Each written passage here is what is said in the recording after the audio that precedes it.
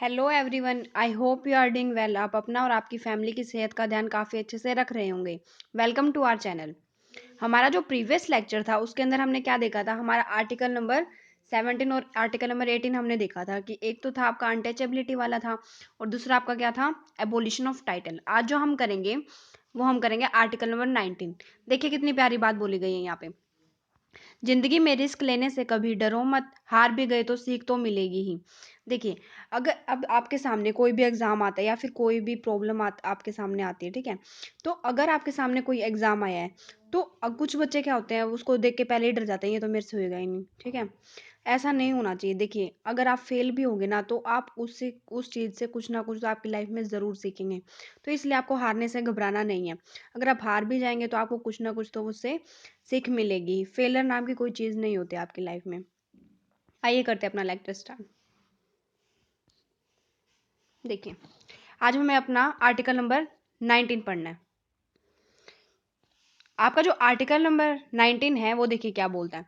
Article 19 guarantees to all citizens six right. आपका जो article number 19 है वो सिटीजन्स को क्या देता है, सिक्स राइट्स देता है। कौन से देता है आपके, right to freedom of speech and expression. 19 का फर्स्ट का ए पार्ट जो है वो आपको क्या देता है, right to freedom of speech and expression, कि आप बोल भी सकते हैं और आप अपनी बात को एक्सप्रेस भी कर सकते हैं। Second one, right to assemble peacefully and without arms.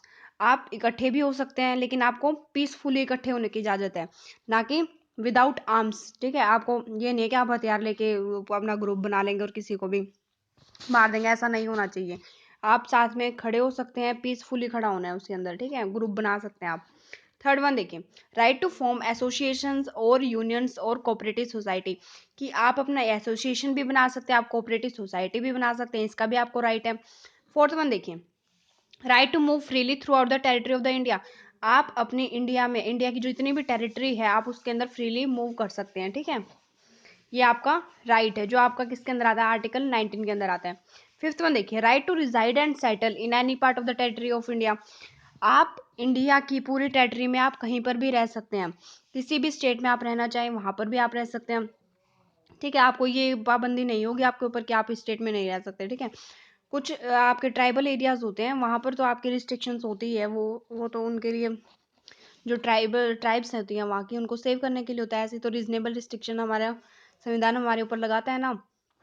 आगे देखिए, right to practice any profession और to carry any occupation trade और बिजनेस, कि आप अपना कोई भी प्रोफेशन जो है आप जो आपको पसंद है आप वैसा प्रोफेशन कर सकते हैं, वैसा ही आप ट्रेड कर सकते हैं, बिजनेस कर सकते हैं।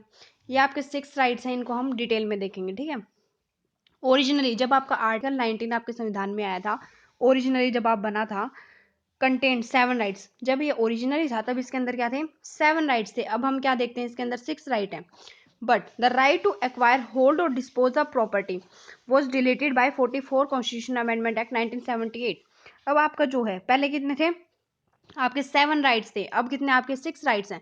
तो इसके अंदर से एक आपका जो राइट था, राइट टू प्रॉपर्टी, उसको क्या कर दिया गया था, उसको लीगल राइट बना दिया गया था आपका 44th कॉन्स्टिट्यूशन अमेंडमेंट एक्ट 1978 के अंदर, ठीक है। This six rights are protected against only state actions and not private individuals. आपके जो ये सिक्स राइट्स दिए गए हैं यहाँ पर, ये आपको स्टेट के एक्शन के अपोजिट अगेंस्ट दिए गए हैं, ना कि किसी प्राइवेट इंडिविजुअल्स के, ठीक है। Moreover this rights are available only to the citizens and to the shareholders of a company. देखिए, मैंने आपको बताया था कि कुछ राइट्स क्या है आपके, सिर्फ सिटीजन्स को मिले हुए हैं। तो उनमें से जो आपका आर्टिकल नंबर 19 है ये आपका क्या है, सिर्फ आपके सिटीजन्स को ही मिला हुआ है। और कौन से दिए गए हैं यहाँ पे, shareholders of a company, ठीक है, but not to the foreigners. Foreigners और लीगल पर्सन को ये अवेलेबल नहीं है, ये आपका आर्टिकल नंबर 19। तो देखिए, बहुत बार क्वेश्चन पूछा गया कि आर्टिकल 19 क्या सिटीजन्स को ही अवेलेबल है या फॉरनर्स को भी अवेलेबल है। तो ये आपका सिर्फ सिटीजन्स को ही अवेलेबल है, फॉरनर्स को आपको आपका ये आर्टिकल नंबर 19 नहीं मिलता है। The state can impose reasonable restrictions on the enjoyment of a sixth rights only on the grounds mentioned in Article 19 itself and not on any other ground। देखिए, आपकी जो स्टेट है इसके ऊपर जो आपके ये सिक्स राइट्स दिए गए हैं, इनके ऊपर रीजनेबल रिस्ट्रिक्शंस लगा सकती है, ठीक है। कौन से रीजनेबल रिस्ट्रिक्शंस, जो आपकी आर्टिकल 19 में सब क्लोज 2 में आपकी डिफाइन की गई होंगी, ठीक है। उन्हीं के बेसिस पर आपकी क्या होगी, इन 6 राइट्स के ऊपर आपकी रिस्ट्रिक्शंस लगेंगी, ठीक है। और ये जो ये आपकी रीजनेबल रिस्ट्रिक्शन है, ये आपकी कौन डिसाइड करता है, आपका सुप्रीम कोर्ट। सुप्रीम कोर्ट आपका डिसाइड करेगा कि जो रिस्ट्रिक्शंस लगाई गई हैं वो रीजनेबल है या नहीं है। तो वो चेक करेगा, अगर वो रिस्ट्रिक्शन आपकी रीजनेबल है तभी वो अप्लाई होगी, अदरवाइज नहीं होगी। देखिए, तो अब आपका 19 का फर्स्ट का जो ए पार्ट है, कौन सा आपका, right to speech and expression, free, आपको फ्रीडम है इस चीज़ की। तो इसको देखते हैं हम आज। देखिए, अब देखिए, freedom of speech and expression, आपका ये 19 फर्स्ट का ए पार्ट है, जो आपको क्या बोलता है, freedom of speech and expression, कि आपको बोलने की आज़ादी है, आपको एक्सप्रेस करने की आज़ादी है, जो आप फील करते हैं। देखिए, it implies that every citizen has the right to express his views, उसके किसी भी प्रकार के कोई भी व्यू है किसी चीज़ से रिलेटेड, किसी चीज़ से रिलेटेड उसका कोई ओपिनियन है, उसकी कुछ बिलीव्स हैं, और एंड उसकी convictions freely by the word of mouth, वो अपने फीलिंग को एक्सप्रेस कर सकता है मुंह से बोल के, लिख के कर सकता है, राइटिंग बाय प्रिंटिंग करके कर सकता है, पिक्चर के थ्रू कर सकता है, और इन एनी अदर मैनर, ठीक है। The Supreme Court held that freedom of speech and expression include, तो सुप्रीम कोर्ट ने टाइम टू टाइम डिफाइन किया गया है आपका जो ये right to freedom of speech and expression है, इसमें क्या क्या इंक्लूड है आपका, ये टाइम टू टाइम आपका सुप्रीम कोर्ट ने बताया गया है। तो देखिए, इसके आप ये एक बार इसको रीड इट आउट कर लेना। देखिए, आपका जो ये फ्रीडम ऑफ प्रेस है, देखिए पहले क्या हुआ था, पहले जब अपना संविधान बना था 1947 में, उस टाइम पे क्या था आपका, प्रेस नहीं थी, इंटरनेट नहीं था, ठीक है। तो फिर क्या हुआ, by any other mean manner, any other manner का लिखने का मतलब क्या हो गया, टाइम टू टाइम इवोल्यूशन होता रहता है ना टेक्नोलॉजी का। तो उस टाइम पे पहले तो क्या लिखा गया है इसके अंदर, कि आप बोल सकते हैं, आप लिख सकते हैं, आप प्रिंट कर सकते हैं, आप पिक्चर बना सकते हैं।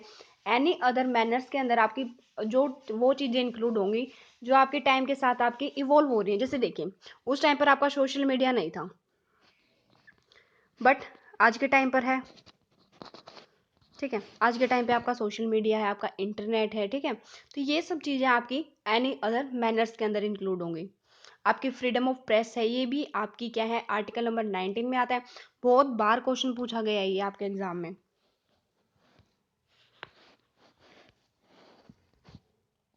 क्या क्वेश्चन पूछा गया है कि आपका जो ये फ्रीडम ऑफ प्रेस है,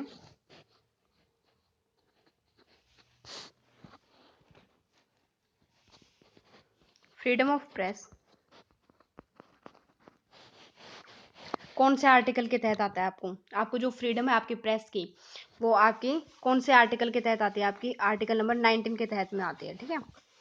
ये आप बहुत बार क्वेश्चन पूछा गया है आपका, ठीक है। तो फिर और क्या है, अब जो हमारा आर्टिकल नंबर 19 है ना, इसके अंदर डायरेक्टली आपका प्रेस का वर्ड नहीं लिखा गया है।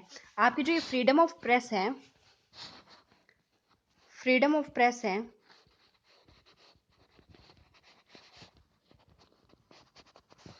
ये क्या है आपकी इम्प्लिसिट टर्म है,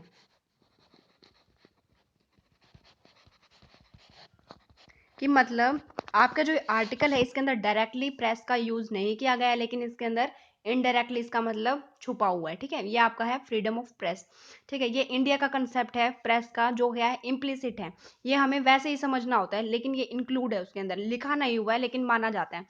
और आपका जो यूएसए का यूएसए के जो फंडामेंटल राइट्स हैं, जिनको हम बिल ऑफ राइट्स बोलते हैं, यूएसए में क्या है आपका, ये जो फ्रीडम ऑफ प्रेस की टर्म है वो क्या है, एक्सप्लिसिट है, कि वहां पर क्लियरली लिखा गया है कि फ्रीडम ऑफ प्रेस आपकी फंडामेंटल राइट के अंदर, ठीक है। एक तो आपका ये कंसेप्ट हो गया, ठीक है। और क्या आता है आपका जो ये आता है, ठीक है। अब जो आपका 19 का सब क्लोज 2 है, 19 सब क्लोज 2 है, तो ये क्या कहता है आपका, कि आपके ऊपर रीजनेबल रिस्ट्रिक्शंस लग सकती हैं। देखिए यहाँ से पढ़ते हैं।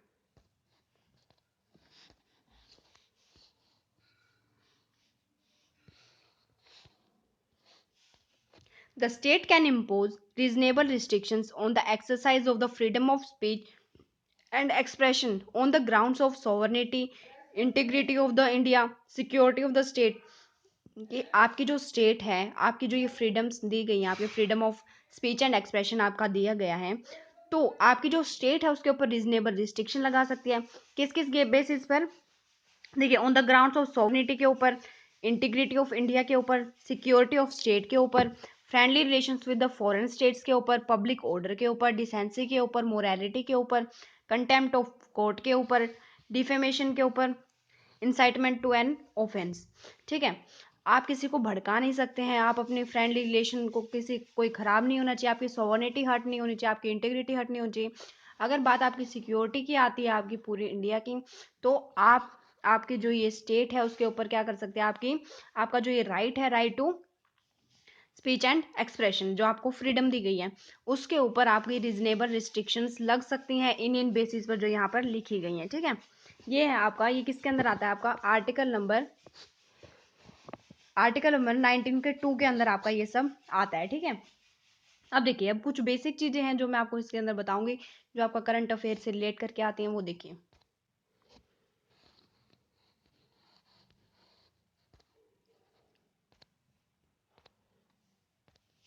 अब देखिए आप, सॉरी, अब आपका क्या था, देखिए, हमारी जो न्यूज़पेपर है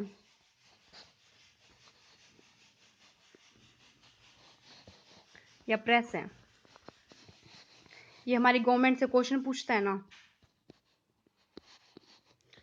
क्योंकि हमारी इंडिया में क्या है, ये आपका पिलर है, फोर्थ पिलर है आपका, किसको डेमोक्रेसी का आपको बोला जाता है। ठीक है, तो फिर ये क्या है, आपकी गवर्नमेंट, आपकी जो सरकार है, उससे क्या करेगा, क्वेश्चन पूछता रहता है टाइम के साथ कि आपने ऐसा क्यों किया, न्यूज़पेपर में हर चीज़ आती रहती है ना, हम देखते हैं जो। तो उस टाइम पे क्या हुआ 1975 में, ठीक है, 1975 में आपका क्या हुआ कि जो न्यूज़पेपर वाले हैं उन्होंने इंदिरा गांधी से पूछा, वो ये सब पूछते रहते थे कि इमरजेंसी क्यों लगी है, सब कुछ। ठीक है, नेशनल इमरजेंसी लगी हुई थी, और हम तो इंदिरा गांधी ने इस चीज़ का क्या सोचा कि मैं एक सॉल्यूशन ढूंढती हूँ इस चीज़ का, कि उसको इन सब चीज़ें के जवाब नहीं देने पड़ेंगे। ठीक है, तो फिर क्या होता है आपका, तो वो सोचती हैं कि क्या मैं ये न्यूज़पेपर वाला जो है, न्यूज़पेपर बंद करवा सकती हूँ, न्यूज़पेपर बंद करवा सकती हूँ। तो देखिए, आपकी जो फ्रीडम ऑफ प्रेस है, वो क्या है, आपका आर्टिकल नंबर 19 के अंदर आता है। अगर वो बंद करवाएंगी तो आपका फंडामेंटल राइट 19 के तहत क्या हो जाएगा, कट जाएगा। तो न्यूज़पेपर वाले कहाँ पे चले जाएंगे, आपके फिर से सुप्रीम कोर्ट में चले जाएंगे। तो इंदिरा गांधी ने सोचा तो था कि मैं न्यूज़पेपर बंद करा देती हूँ, ताकि मेरे को इन सब क्वेश्चंस के जवाब नहीं देने पड़ेंगे। तो अगर मैं इनको बंद करवाऊंगी तो न्यूज़पेपर वाले सुप्रीम कोर्ट में चले जाएंगे कि मेरा फंडामेंटल राइट हर्ट हो रहा है। ठीक है, आर्टिकल 32 के तहत चले जाएंगे वो सुप्रीम कोर्ट में। तो फिर वो जो उन्होंने बंद किया है वो फिर से लागू हो जाएगा, ऐसा ये पॉसिबल नहीं है। तो इंदिरा गांधी ने एक सोचा, एक प्लान बनाया। क्या था उस प्लान में, देखिए, उन्होंने एक पॉलिसी बनाई, उन्होंने एक पॉलिसी बनाई, न्यूज़ प्रिंट रेगुलेशन पॉलिसी।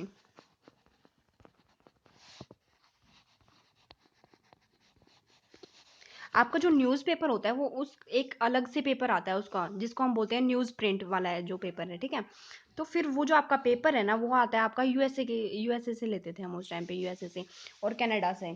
ठीक है, तो आपका क्या होता है, तो इंदिरा गांधी ने क्या बोला उस टाइम पे, रिस्ट्रिक्शन लगा दी, एक नई पॉलिसी बनाई उन्होंने। और पॉलिसी के तहत उन्होंने क्या कहा, उन्होंने कहा कि हमने देखे कितनी सारी वॉर कर ली है हमने, 62 में हुई है, आपकी 70s में हुई है, 65 में हुई है, हम 3 वॉर लड़ चुके थे उस टाइम पे। ठीक है, तो फिर उस टाइम पे क्या हुआ, उन्होंने कहा कि हमारा जो इकोनॉमी है वो कम है, हम यूएसए और कनाडा से हम पेपर नहीं ले सकते, और पेपर नहीं लेंगे तो आपका न्यूज़पेपर नहीं छपेगा। उन्होंने सोचा तो यही था ना। ठीक है, तो और उन्होंने क्या कहा, ठीक है, एक तो हमारे पास इकोनॉमी लेवल नहीं है, और दूसरा इकोनॉमी नहीं है तो हम खरीद नहीं सकते। ये दो रीज़न दे के, ठीक है, दो रीज़न देने के बाद तो इन्होंने क्या कहा, न्यूज़पेपर रेगुलेशन पॉलिसी लेके आए थे, जिससे कि क्या हुआ था, आपका न्यूज़पेपर प्रिंट वाला जो पेपर ही नहीं आएगा तो आपका न्यूज़पेपर नहीं छपेगा। तो फिर आप ये सब न्यूज़पेपर वाले, ठीक है, न्यूज़पेपर की जो कंपनी है वो है बर्नेट कोलीमैन। ठीक है, बर्नेट कोलीमैन,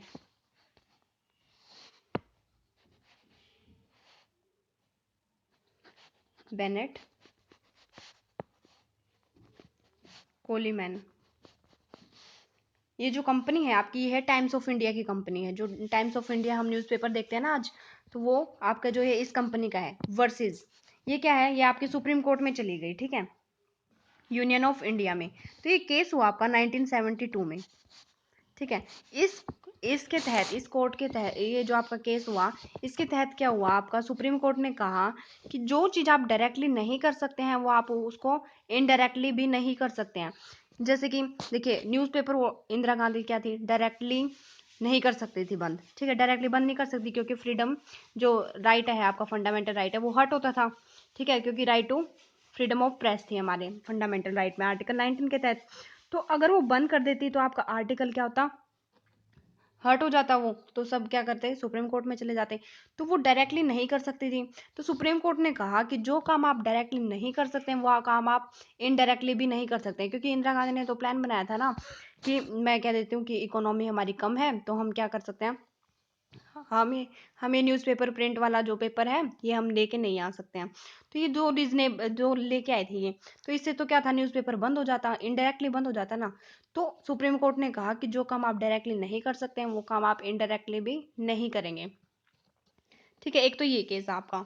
और क्या देखना है आपने, टाइम के साथ आपका क्या हुआ, देखिए आपका जो कोई भी लॉ आता है, अगर कोई इवेंट होगा ना, इवेंट इवेंट होने के बाद ही आपका लॉ आता है। देखिए, पहले आपके लिए इंटरनेट का कोई लॉ नहीं था, इंटरनेट का कोई लॉ नहीं था ना जब आपका संविधान लागू हुआ था 1947 में, उस टाइम पे, क्योंकि इंटरनेट ही नहीं था, तो इसका इंटरनेट का कोई लॉ भी नहीं था। तो 1990s में आपका क्या होता है, इंडिया के अंदर आपका इंटरनेट आता है। तो फिर इंटरनेट आने के बाद मतलब क्या हो गया, इवेंट हो गया है। तो आपका जो लॉ आता है वो क्या होता है, इंफॉर्मेशन टेक्नोलॉजी एक्ट, इंफॉर्मेशन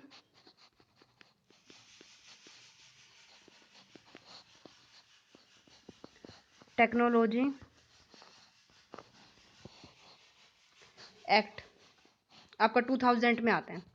तो आपका इवेंट हुआ है, तो आपका क्या हुआ है, आपका एक्ट आया है, ठीक है। तो अब क्या है आपका, इसके तहत क्या हुआ, आपका जो ये एक्ट है, इसके तहत आपका क्या हुआ कि आप सोशल मीडिया का यूज़ करके भी आप कुछ, आपके ऊपर क्या हो गई, रीजनेबल रिस्ट्रिक्शंस लग सकती हैं। तो फिर क्या होता है उस टाइम पे, अभी 2012 में क्या हुआ, एक केस आया।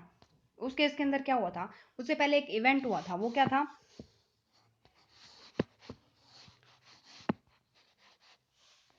बाला साहिब ठाकरे, इनकी क्या होती है, मुंबई में डेथ हो जाती है। तो इस डेथ के ऊपर कुछ दो लड़कियां थी, ठीक है, उन्होंने अपनी फेसबुक पे कमेंट किया, ठीक है, पोस्ट डाल दी कि इनकी डेथ होने से क्या हो गया, मुंबई में आपका जाम लग गया, ठीक है, ठीक है, जाम लग गया है वहाँ पे।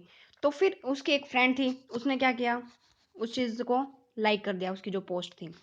तो फिर हम क्या देखते हैं, उन दोनों लड़कियों को पुलिस आपकी गिरफ्तार कर लेती है, उनको जेल में ले जाती है, ठीक है, पुलिस स्टेशन लेके चली गई उन दोनों को।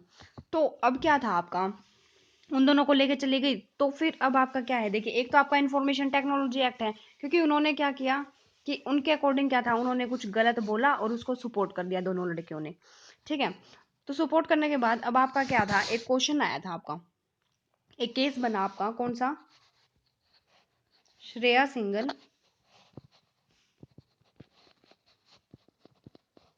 Versus union of India 2012। जो क्या है आपका, सेक्शन 66A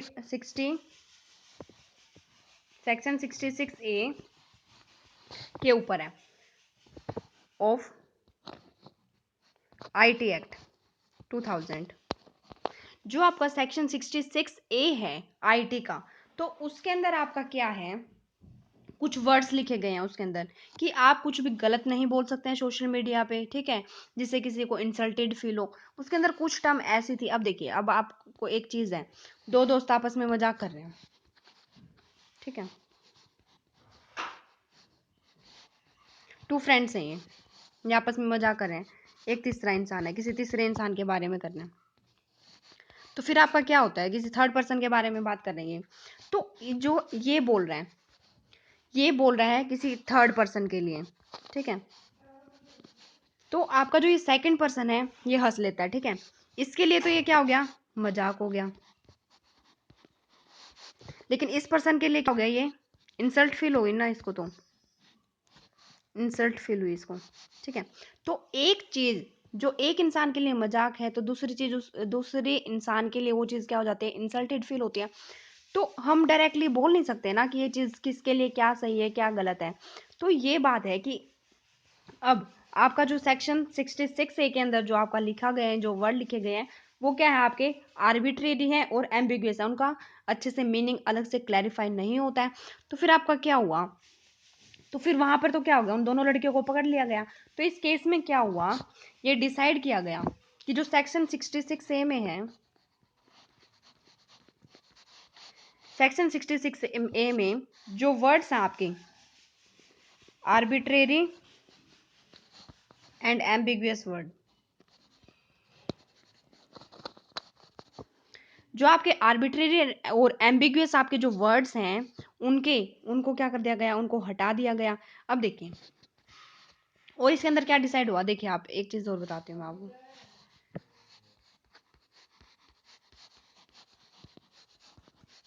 मान लीजिए एक नेम है, ठीक है, एकता नाम है, इसको हम एकता रीड कर देते हैं।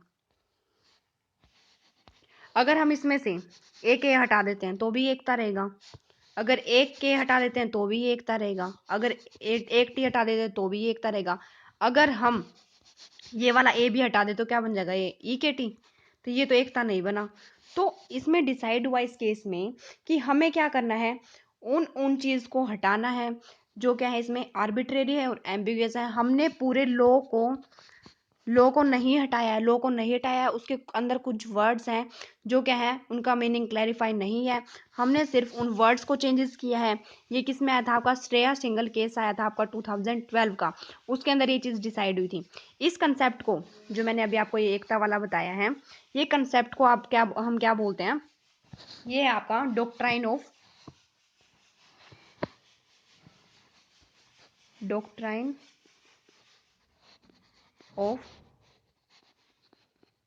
सेवरेबिलिटी,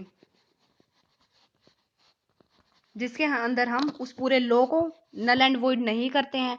उसके अंदर जो चीज़ें गलत हैं या फिर उनका मतलब समझ में नहीं आता, हम सिर्फ उन वर्ड्स को हटाते हैं, पूरे लॉ को हम नहीं हटाते। लॉ तो एप्लीकेबल होगा, बस उसके अंदर के कुछ वर्ड्स चेंजेस हो जाएंगे, और ये नहीं है कि हम पूरा लॉ को ही हटा देंगे, ठीक है, और लॉ का मतलब ही चेंज कर देंगे। लॉ का मतलब चेंज नहीं होगा, ठीक है, उन वर्ड्स को ही हम चेंज करेंगे, जिसको आपका क्या बोला जाता है, डॉक्ट्राइन ऑफ सेवरेबिलिटी बोला जाता है। ये था आपका श्रेया सिंगल का वर्सेस यूनियन ऑफ इंडिया का 2012 का केसेस था, 2012 का। अब बहुत बार आता है ये करंट अफेयर में, हिंदू में देख लेना आप, ठीक है, सेक्शन 66A का बहुत बार आता है, इंफॉर्मेशन टेक्नोलॉजी एक्ट का।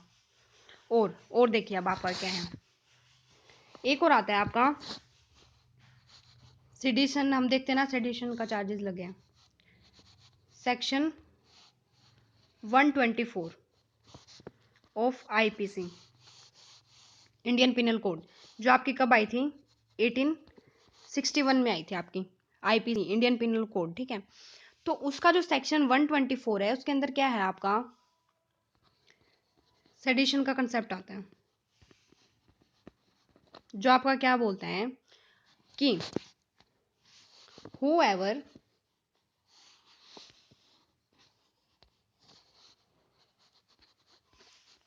whoever by words or action does a threaten,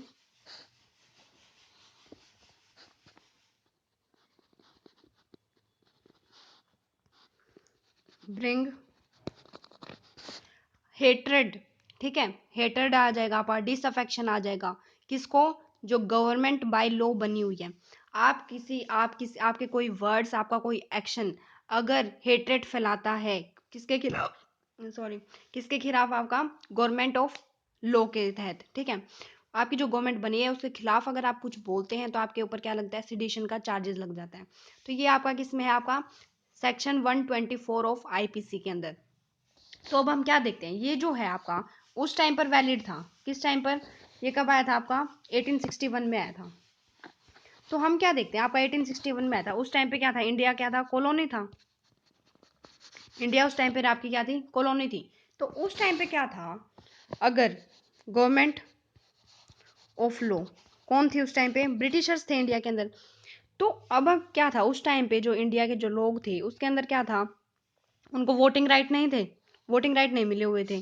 ठीक है, तो अब क्या था, वोटिंग राइट उनके पास नहीं थे, तो उनके पास सिर्फ एक ही ऑप्शन बचता था कि हमें क्या करना है, सिटीजन, हमारा जो सिटीजन को अवेयर करना है, अपनी ये जो सरकार चला रहे हैं ब्रिटिशर्स, इनके खिलाफ लोगों को भड़काना है। यही करते थे ना हमारे जो फ्रीडम स्ट्रगलर थे, तो ये क्या करते थे, लोगों में बात फैलाते थे कि ये हमारे लिए अच्छा नहीं है, तो वो गवर्नमेंट के खिलाफ बोलते थे। तो उस टाइम पर ये सिडिशन वाला कंसेप्ट आया था आपका सेक्शन 124 ऑफ आईपीसी के अंदर, कि कोई भी ब्रिटिशर्स के खिलाफ बोलेगा तो उसको क्या कर देंगे, जेल में बंद कर देंगे। तो ये कंसेप्ट आपका आया था जब इंडिया क्या थी, कॉलोनी थी। तो अब ये क्वेश्चन आता है कि जो ये आपका सेक्शन 124 ऑफ आईपीसी है, क्या वो आज के टाइम पे रेलिवेंट है। तो देखिए, ये क्वेश्चन सुप्रीम कोर्ट के सामने गया। ठीक है, सुप्रीम कोर्ट के सामने गया कि जो सेक्शन 124 ऑफ आईपीसी है, जिसमें क्या है, सेडिशन का कंसेप्ट है, सिटीजन चार्जेस लग जाते हैं अगर आप गवर्नमेंट के खिलाफ बोलते हैं। तो सुप्रीम कोर्ट के सामने ये क्वेश्चन गया कि क्या वो आज के टाइम पे वैलिड है। तो सुप्रीम कोर्ट ने कहा कि पहली बात तो क्या है, डेमोक्रेसी में सिटीजन्स इरेलीवेंट है। इरेलीवेंट कैसे, अब आप देखिए, अब अगर आपकी कोई गवर्नमेंट है, ठीक है, अगर आपको वो गवर्नमेंट नापसंद है तो उसके बारे में कुछ गलत बोलना तो ज़रूरी नहीं है ना। आप क्या कर सकते हैं, नेक्स्ट टाइम हर 5 साल के बाद इलेक्शन होते हैं, तो आप उनको वोट मत करिए। ठीक है, आपको वोटिंग राइट्स है ना। मान लीजिए कॉलोनी, जब इंडिया कॉलोनी था, ब्रिटिशर्स के राज में था, तो उस टाइम पर आपका क्या था, उस टाइम पर जनता को क्या थे, वोटिंग राइट्स नहीं थे। तो आज के टाइम पे हर एक इंसान को आपके वोटिंग राइट्स है, अगर वो 18 से अबव है तो। ठीक है, तो फिर क्या है, अब आपका, आप वोटिंग के जरिए से आप उस गवर्नमेंट को नापसंद करते हैं तो आप उनको वोट मत करिए, ये आपके हाथ में है ना। तो उसमें सिटीजन का कोई कंसेप्ट तो आता ही नहीं है। ठीक है, तो इसलिए बोला जाता है कि in democracy sedition is irrelevant law. जो इसको सेडिशन है वो क्या है, एक आपका पॉलिटिकल वेपन माना जाता है। अब हम आज के टाइम पे जो डेमोक्रेसी की बात करते हैं, तो ठीक है, तो फिर अब आपका क्या है, और सुप्रीम कोर्ट ने क्या कहा कि कुछ एंटी नेशनल हैं,